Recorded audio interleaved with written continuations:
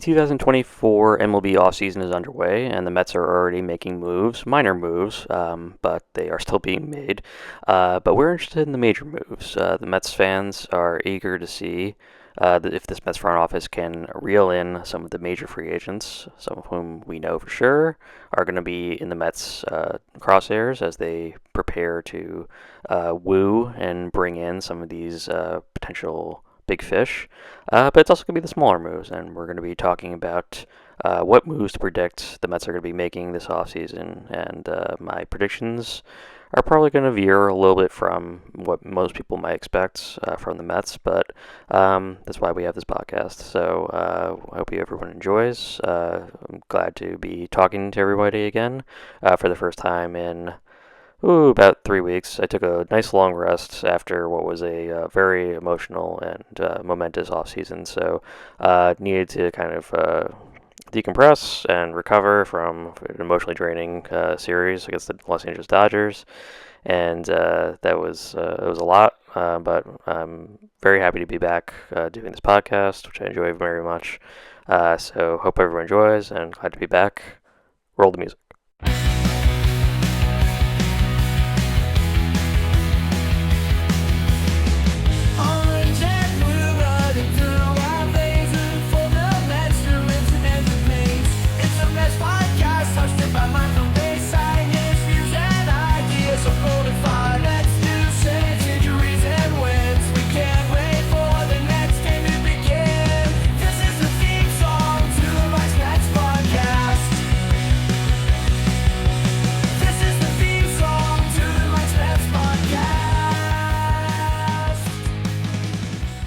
Hello, welcome to Mike's Mets Podcast. I'm your host, Mike Pashota, and a happy Monday/Tuesday to you. We are recording this Monday night. It's about to turn 12 a.m., and we are talking about the Mets offseason plans.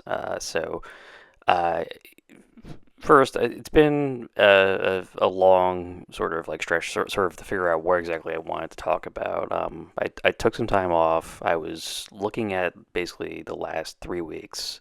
I've been looking at the Mets' plans, predictions as to what they might be doing, and I've sorted out what I think is a list of, basically a shopping list of what I think the Mets should be doing for this offseason. So these are my predictions for what is going to happen in the 2024 offseason. These are not dependent necessarily on what exactly teams are thinking. These are just my predictions as to how I think things are going to play out and how I think David Stearns is going to approach this offseason with the Mets. This is going to be a big offseason. There's obviously a lot of high quality free agents available. We'll start with, however, the re-signings that need to occur with the Mets, not excluding arbitration signings that the Mets will have to do. I'm not going to go into that in this episode, but I did want to talk about who I think the Mets should be re-signing. One will be Pete Alonso. Now, Alonso, this is very dependent on the price tag that Alonso ultimately tries to get. I've said before, and I'll keep saying it, Alonso is not worth the amount of money that he's been trying to gather. His final season with the Mets was not exactly breathtaking, yet he cleaned it up so nicely in the postseason that he probably earned back some of the value that he lost in the actual regular season. So, if I was to guess as to where Alonso is going to finish in terms of the total contract value, I would say 6 years, 140 million. That feels appropriate for his level of talent, which has been declining. It's impossible not to notice that his power numbers have dipped. He does not look like the Pete Alonso of 2019, and he probably won't ever look like the Pete Alonso of 2019. And one of the first rules we always say in terms of when we're looking at players, you're saying, or we're not saying, and what the executives should be saying, is we're not trying to pay for what was in the past. We're trying to pay for what we're going to get in the future. And what the Mets are probably going to get in the future is two or three good years out of Alonso, probably, depending on how well the lineup is structured, and hopefully the Mets have some quality hitters to put around Alonso. But it's very likely that we're just seeing the final stages of his prime, and he's just going to be a contributing member of the lineup going forward. And you don't want to overpay for that.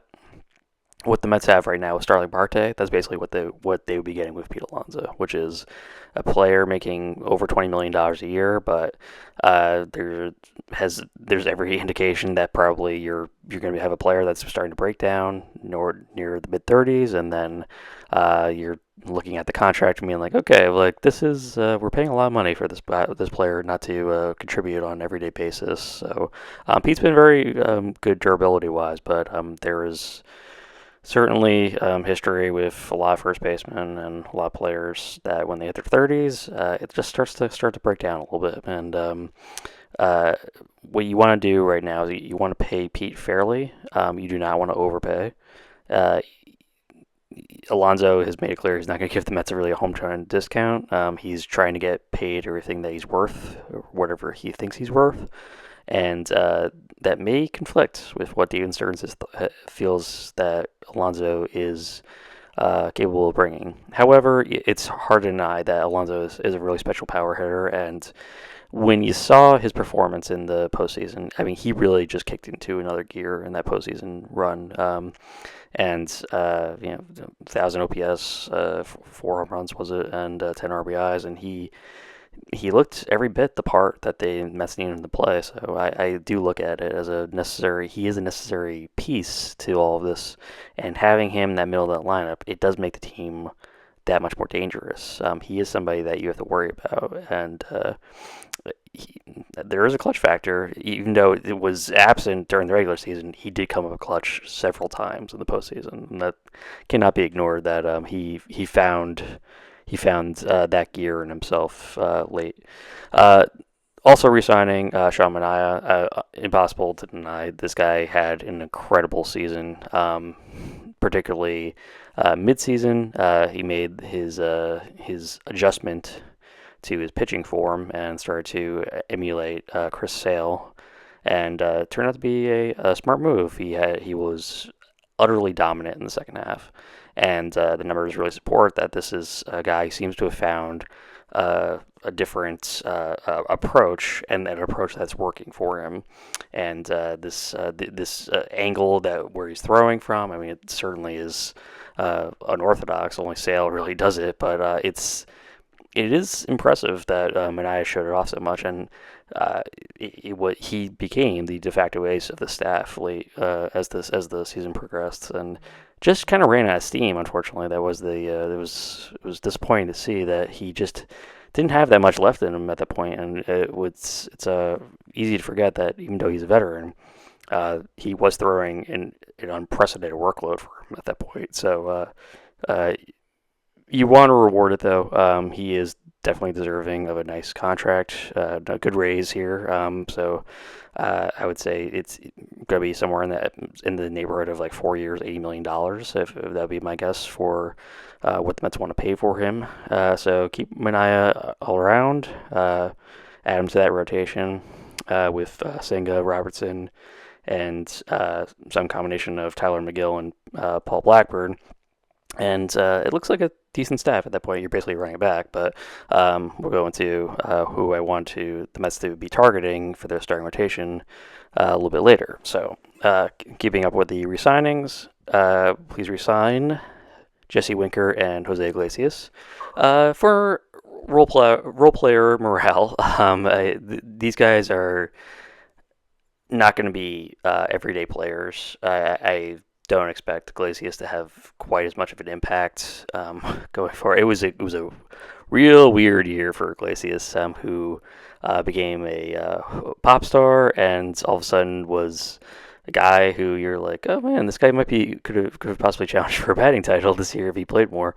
He was absolutely incredible, and just from a clubhouse perspective, those guys really changed things up. Winker is a great cheerleader, and he seemed to have like really meshed with if you're going to give like Francisco Lindor a vote in here at some point, which the Mets should, because he's the de facto captain of this team, um, Lindor would probably vouch for Winker and Iglesias, two guys who he's close with. We saw, if you were paying attention on Instagram, there was a lot of attention made of note that for Francisco Lindor's daughter's fourth birthday, Winker and Iglesias were in attendance along with the Mets manager Carlos Mendoza, and so for two guys who are free agents, it is notable that like they still hung around, and even though they were only around for really like about half the year, a little bit more for Iglesias, but they made an impact with him, and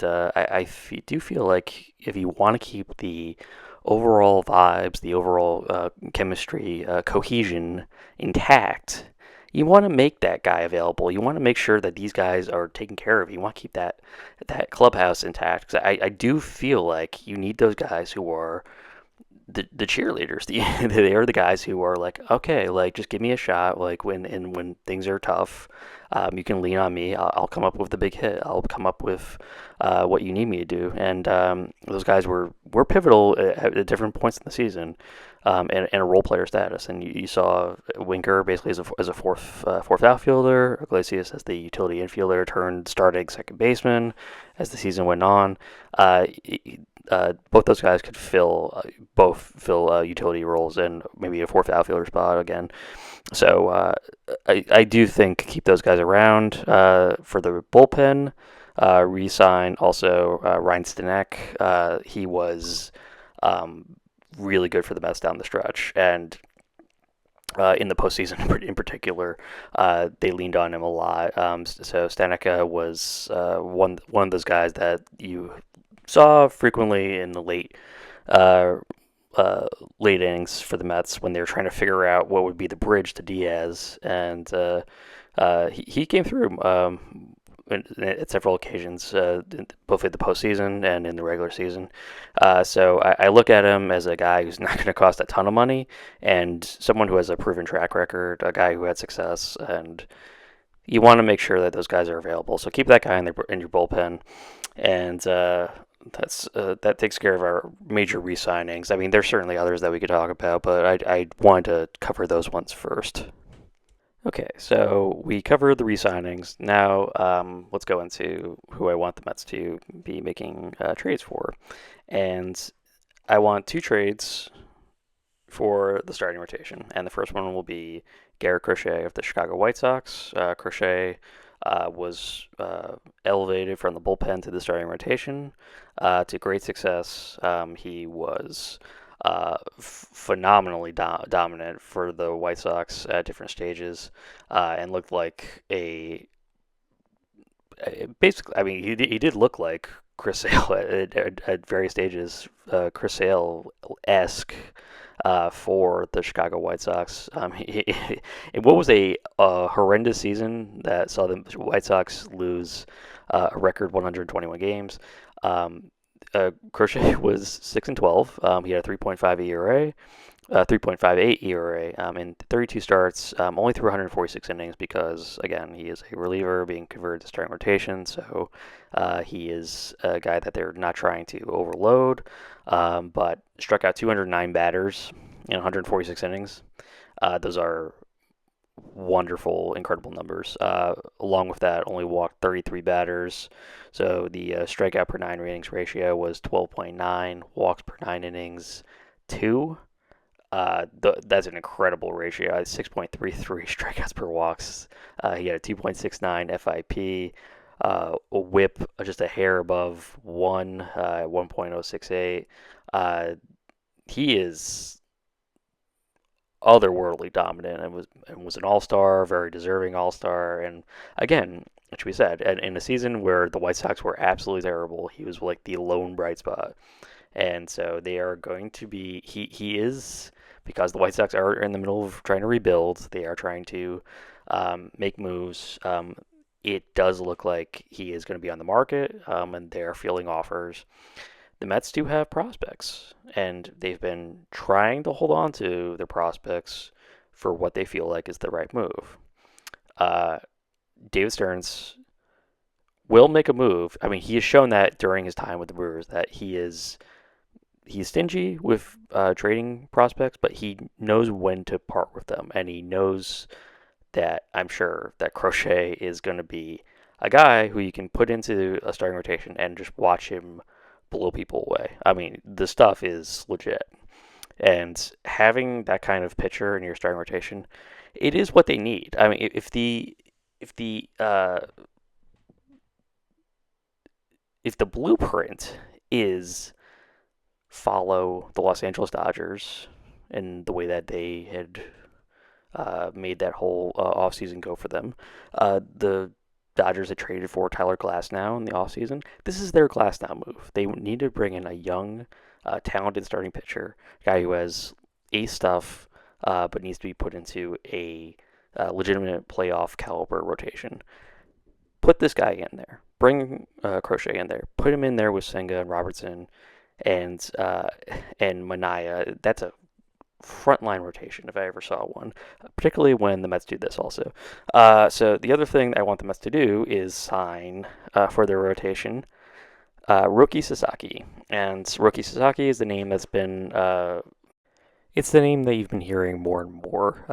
It is he is got to be perhaps the after Yamamoto the most highly anticipated pitcher to come out of Japan um, in some time, and it is when you factor in those two guys coming to Major League Baseball in back-to-back seasons, it does signal that this is like a legitimate thing that the Japanese starters and all that talent like there's a lot to covet and a lot that people are very interested in, particularly the fact that Sasaki comes with a much more reasonable price tag, which means a lot more teams are going to be interested in. Basically, all 30 teams are going to be in on Sasaki, and trying to acquire him, it's going to be probably after the top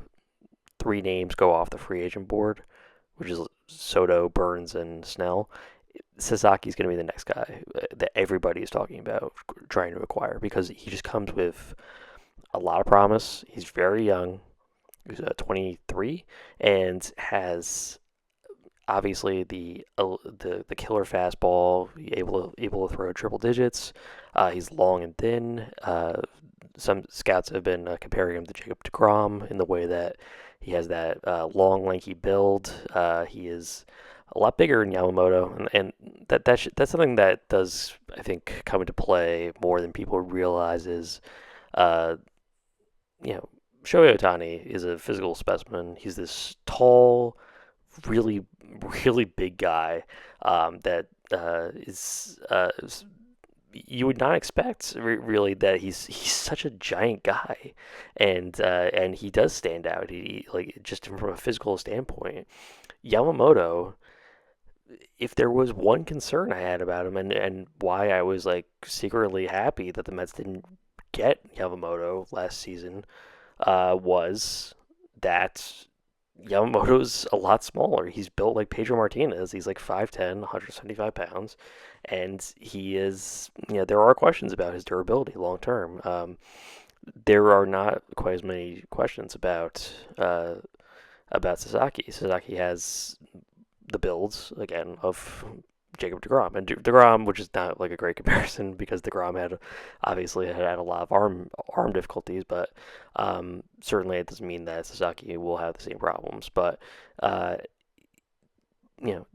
they are built differently, and I do think it does play into his long-term viability as a starting pitcher because you just want guys who are able to physically take the tremendous burden that comes with pitching a Major League Baseball schedule, and it is just a lot. It's a lot more than anything that they're required to do in Japan, and it's why so few of the Japanese pitchers that come over here have the same level of success. Yamamoto had a good year. It wasn't quite, I think, what people were expecting because he had been talked about for so long at that point.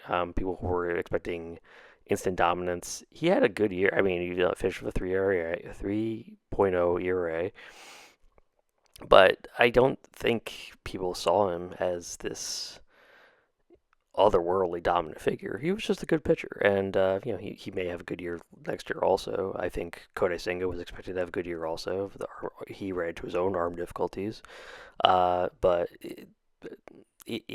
there is a lot of interest surrounding these guys, particularly when they come with a price tag that is not like Yamamoto. When they were able to acquire them before that period where they've gone past the certain age limit, if they can get them young, it does benefit them. And it's actually surprising that Sasaki's going this route to get posted and go to the Major League Baseball early. I mean, it does speak to that he feels like he can become a success and get endorsements and be on the level of an Otani. Um, it's a very bold gesture, and it's something that definitely is very intriguing, and he is intriguing. And bringing him in, he's got his fellow countrymen on the Mets, Kodai Senga. Um, there is something to be said about there is like a shared history between uh, Sasaki's Japanese team, which is I'm not going to attempt to say because I don't want to sound like I can't speak Japanese, so I don't know the exact pronunciation of this. So I'm not going to attempt to say his team, but they do have ties to the Mets. They're in some cases a little vague, but there are, for one, the Mets. Sorry, his current manager is Masato Yoshi, which Met fans might remember, pitched for the Mets in the late '90s. Um, Arguably one of their most famous managers of all time is Bobby Valentine, who obviously managed the Mets as well. And so there is this kind of connection between these two teams where there has been this back and forth in the past. So I do wonder if that does ultimately play a card maybe in the Mets' favor. Listen, certainly the Dodgers are going to be considered favorites. It's just natural for Sasaki to be interested in going to the West Coast. It's closer to Japan. Obviously, he has Otani and Yamamoto, his two countrymen that are on the pitching staff already. He will naturally feel more comfortable pitching there. It's closer to home. There's a lot of benefits. You know what? Kodai Senga had the same opportunity to go to LA also. He chose to go to New York. There are opportunities for Japanese starters coming to New York, and we've seen that with the New York Yankees. We see it with the Mets, and so there is going to be this sort of full court press for Sasaki. He is unquestionably extremely talented. It's a matter of how much poise he has to deal with the massive media market that he will be entering. But with his level of talent, which seems very legit, it would be an incredible get for the Mets. And I think adding him into that rotation, let's speculate in this rotation, which would be Senga, Benaya, Crochet, Robertson, and we're looking at Tyler McGill and Paul Blackburn. That does look like a World Series caliber rotation. That looks like a team that could win the series. It would be obviously an outstanding get. Next, so we've just to recap. So we've re-signed Alonso. We've re-signed Winker, Iglesias, Stanek. We have re-signed Minaya. We are trading for Crochet. We're signing rookie Sasaki.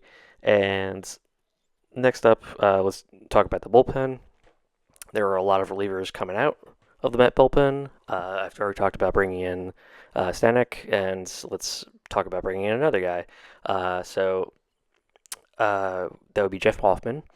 My fans will remember Jeff Hoffman as absolutely blowing it for the Phillies in the NLDS. Hoffman got rocked every game that he entered, and the Phillies were just kind of forced to keep going back to him. And every time Hoffman entered the game, he would get absolutely lit up by the Met offense, which doesn't say give people certainly a lot of confidence in the signing of Hoffman. But it should be noted Hoffman was coming off two excellent years in Philadelphia. They're certainly ready to let him go. It was like a really bad performance. It was like an epically bad playoff performance. But Hoffman was an All-Star in 2024, uh, and has definitely had the best season of his career last year, and is the ideal setup man for that bullpen that no longer really has a bridge point here. And the Mets are in kind of a questionable mode with their bullpen, to the point that it is going to be a major point of this offseason for Stearns to try and see if he can bring in some talent here.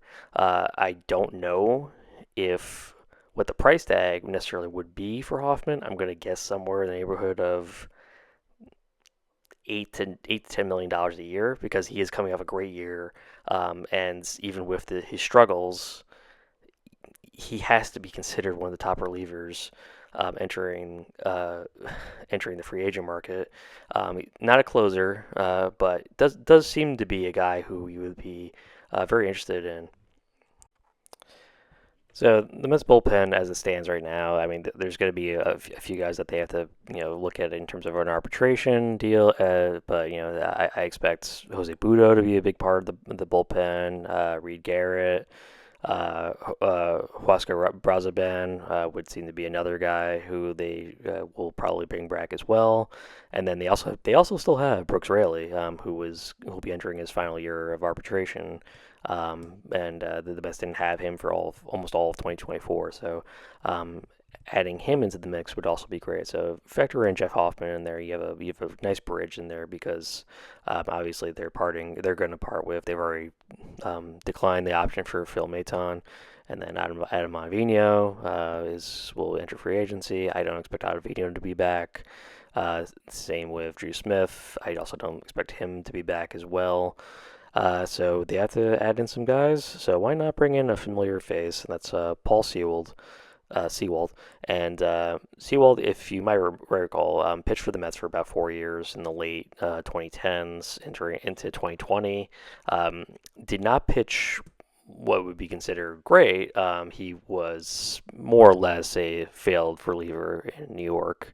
But funnily enough, once he left New York, found a lot of success. So pitched 2 terrific years in Seattle, where in 2021 and 2022.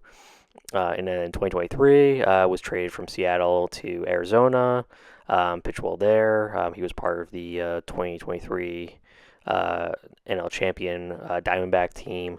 And then last year, didn't have a ton of success. He's coming off this is gonna be more of a bounce back season, but the numbers were still overall pretty good for him. He finished with a 4.31 ERA, 43 strikeouts in 39 2/3 innings, good for a 9.8 strikeout per 9 inning rate, 2.3 walks per 9 innings, 3.95 FIP. I mean, good numbers. These are certainly not terrible numbers, but he's not going to be looked at as a top tier reliever, and somebody that could be gotten, I think, for a good price, and brought in to shore up those late inning middle relief situations. And we've already seen him.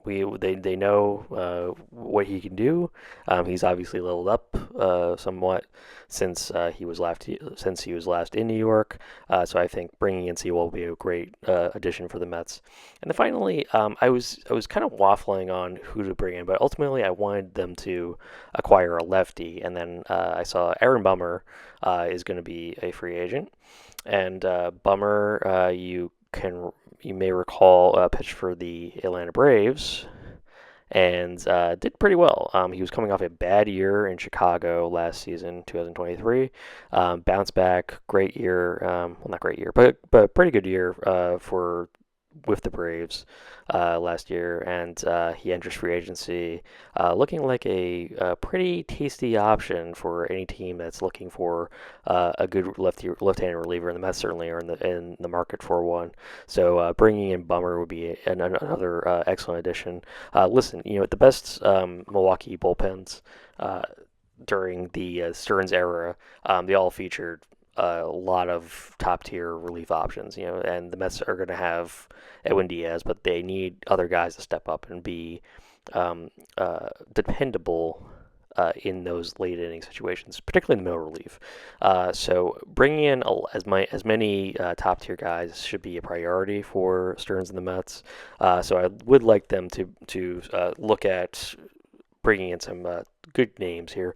Finally, my last point was listen, David Stearns had a lot of success with taking a couple of flyers on people, and that would be Sean Manaea and Luis Severino.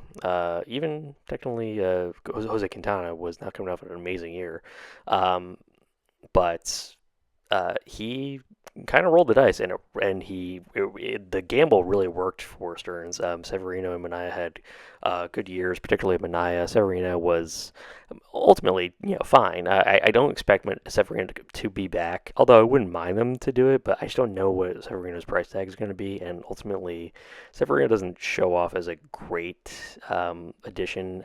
I wasn't really impressed by his performance in the NLCS. He seemed a little too jacked up at that point, and I was just kind of turned off by it, even though I might have been pushing for the Mets to re-sign him earlier in the season. But now I'm thinking about it, and I'm like, I think he's just gonna want a little bit too much money. Even though I think I would like to see him back if as like a second or third like option for the Mets, depending if they're not able to acquire certain guys.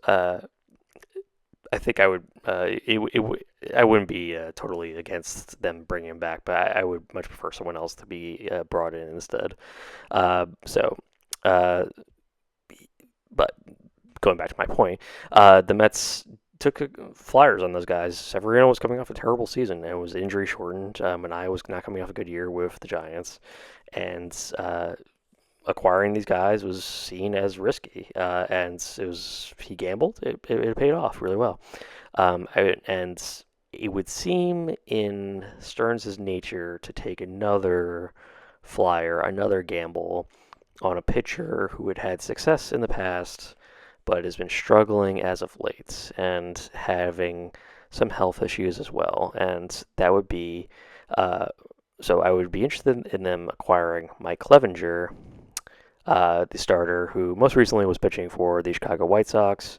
Clevenger went 4 starts into the season before getting shut down for the year. He did not pitch well, but in 2023 looked okay. He has not, and this is going back to Severino, he has not pitched a full season since 2018. And so this is not somebody who's had a clean bill of health. Has had success even in spite of it, and in some cases looked to be a top tier starter at times.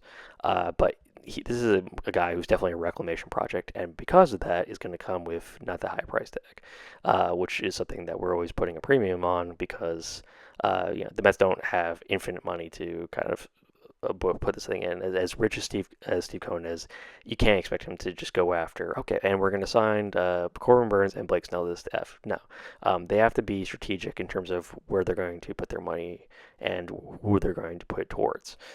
So bringing in Clevenger is a gamble, but it's a gamble that doesn't have to necessarily be a risky gamble. They don't have to put too much onto it because Clevenger's, again, not coming off a good year. He's injury prone, has had some tough seasons, but when healthy, does look very sharp, and I think can be a positive addition to the staff if he can come back healthy and pitching more like he did during the time in Cleveland, as opposed to the last couple of years with Chicago. So that would be just a low risk addition to that starting rotation, just to kind of shore up the back end of it. And one that could potentially pay off very nicely for the Mets. So just wanted to float that one out there also. Lastly, of course, we have to talk about Juan Soto. And this has obviously been a point of major contention between Met fans and Yankee fans these last couple months, particularly after the World Series loss for the Yankees. A lot of people were looking at Soto and saying, okay, like let's look at his body language, and which was very telling. And his final quote, which was that he was basically looking at any team that wanted to make an offer to him, he was going to listen to it. So it does speak to that Soto is not really interested in, let's say, not that he's not interested in coming back to the Yankees, but he isn't interested in just re-signing with the Yankees without taking a nice long look at free agency and seeing what teams are interested in acquiring him. Listen, he's got an agent that's going to go after the top money, and an agent that knows Steve Cohen and who's had a lot of dialogue with Steve Cohen. And Steve Cohen is very interested in Juan Soto. Top tier names like this guy, like Juan Soto, do not come around every once in a while. He's a once in a generation player. This is a guy who is barely in his mid 20s and has accomplished so much in a very, very short amount of time and is viewed as unquestionably one of the best offensive players on the planet. He's a guy who can transform a game, who has the power, who has the back control. I mean, he can do pretty much everything except for play defense, really. He's not that good a defender, but he is an amazing, amazing producer in terms of runs and the way that he can get in front of the ball. I mean, he is and can get on base, and it is one that is one of his superpowers. Also, is not just that he is an incredible hitter, he is also outstanding on getting on base, and I think that is another wrinkle that would certainly very much help the Mets lineup. Listen, the amount of money that they would have to throw at Soto is going to be a lot. This is why I'm pitching low risk, low cost additions to the Mets so that they have enough that they can make this pitch to Soto, which is going to be north of $600 million. That's like a conservative investment is that he's going to sign for like 625 million. It could be as much as 700. It could be in the realm of Otani money. No one really knows for sure. But we can expect an enormous bidding war between at least the Mets and Yankees. The Dodgers have also been floated as a team that Soto might be interested in going to, that Soto would like to go back to the West Coast and play in the West Coast and wouldn't necessarily want to do it for the Padres. So why not pull a Kevin Durant and do it for the Los Angeles Dodgers, the team that just beat you in the World Series? So uh, I don't really buy the Dodgers angle. I do buy more of him wanting to stay in New York and do it with the Yankees, just because he is in a position where he makes an enormous amount of money, but all the attention is on Aaron Judge, and so he will always be sort of the co-star to Judge. It's just the way it's going to work out. Judge is always going to be the more attention to be placed on him, even if Soto is at times more talented than Judge. It's just the way it works out. Judge is a MVP, soon to be two-time MVP, and Soto is just going to be his very highly paid co-star if Soto ends up staying in with the Yankees. If he comes to the Mets, he will be the guy. And as much as I love Francisco Lindor and everyone thinks the world of Lindor, it would immediately become a Juan Soto team. Lindor, a great player, he is not anywhere near Soto's level. Soto is an MVP caliber player. And even though Lindor was just named an MVP finalist, it's just not in the cards usually that if it came down to one or to the two of them being in the MVP voting for a Met team, it would probably fall to Soto being the likely MVP candidate. So he does get a chance to play in front of a division that he knows. He's had obviously a lot of time to spend in the National League from his time with the Nationals, so that is a factor. I think that can play into it, that he has a familiarity with Citi Field, a familiarity with the Mets organization, and the fact that there have been these scenarios being floated for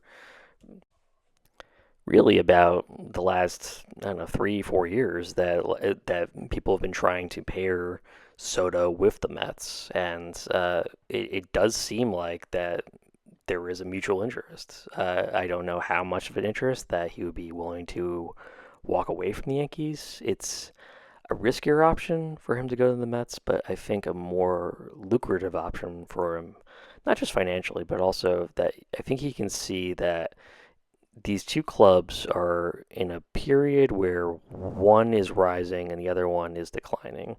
And the Yankees, as much as a as much as it would be a PR nightmare for them to lose Soto, and I know Yankee fans in my life who have said that if they lose Soto, then that's it. They're done. Like they can't do anything at that point. I think it would ultimately be beneficial for them to actually look at the positives of losing Soto. The fact that okay, like you didn't spend $600 million on this guy, and now you have money that you can spend on a whole bunch of potential free agents to bring in. You know, guys like Anthony Santander and Alex Bregman, guys who can uh, provide just as much offensive value combined as with Soto and do it for less money. And it does seem like if that was their way to kind of explain it away, like, oh well, we couldn't sign the guy because he wanted so much money, but we're gonna put that money towards acquiring other guys, and there's going to be interest, I'm sure, from the Yankees as to acquiring Pete Alonso if they lose Soto. So the Yankees have their options. The Dodgers have their options also. I don't feel it doesn't feel like the Dodgers move. I think the Dodgers are very set with their lineup. I feel they feel good about their group that they have on there. They have Ohtani, they have Mookie Betts, they have Freddie Freeman. I mean, they don't really need that much more offensive firepower. They need pitching. I think that's why they're going to be fully in on guys like Blake Snell. Blake Snell would be my number one prediction to be going to the Los Angeles Dodgers. But in terms of Soto, I feel very strongly that the Mets have a good chance of bringing that guy in. It does feel right. It does feel like the timing is now right. And again, you just don't blink. You don't just say like, ah, well, we don't need that once in a generation superstar. You don't take that chance. And uh, the Mets have stepped away. They have not gotten there. They didn't get Ohtani. They didn't get, uh, you know, uh, they didn't acquire, they never got like Mike Trout. They never got Bryce Harper.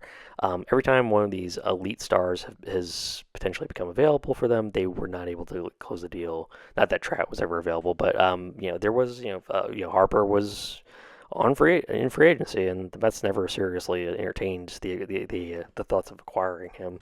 But Ohtani was in the picks. Ohtani was a major play that Mets could have gone that way, but he was always going to go to LA. In this case, I think in this case, New York is the ultimate destination for Soto. It's just a matter of which team that ultimately gets him, and I think it can be the Mets. I want it to be the Mets, obviously, but I think it's just a more appealing option for him to come here and be the star, whereas he'll never be the star on the Yankees. Just food for thought. So that's my off-season wish list. We'll see how much of it actually happens, and once the off-season concludes, I think we can probably recap and see what I did or did not predict if it does become true. But this is going to be a very interesting off-season for the Mets. Obviously, there's with the amount of talent available, a lot of money is going to be shared. A lot of money is going to be spent. Trades are going to be happening, and this is where having a thrifty, smart executive like David Stearns, it does benefit the Mets that they have this guy who has the foresight and the talent to look at and acquire guys who may not necessarily be looked at as huge options, but could still help positively influence the team like they did in 2024. And then, of course, it is, can he reel in a major free agent like Juan Soto? It's going to be very intriguing. I'm excited. I can't wait to see what happens. But those are my predictions for the 2024 Mets offseason. We'll see how that goes. I hope everyone is having had a nice weekend and celebrated Veterans Day. And shout out to any veterans who happen to be listening to this podcast. Thank you for your service. And I want to thank everybody for listening and tuning in. Happy to be back. Happy for this Met offseason to be going, and I'm excited for 2025. Let's go, Mets.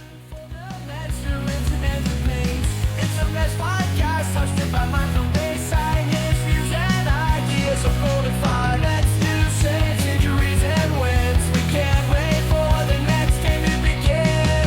This is the theme song to Mike's Mets podcast. This is the theme song to the Mike's Mets podcast.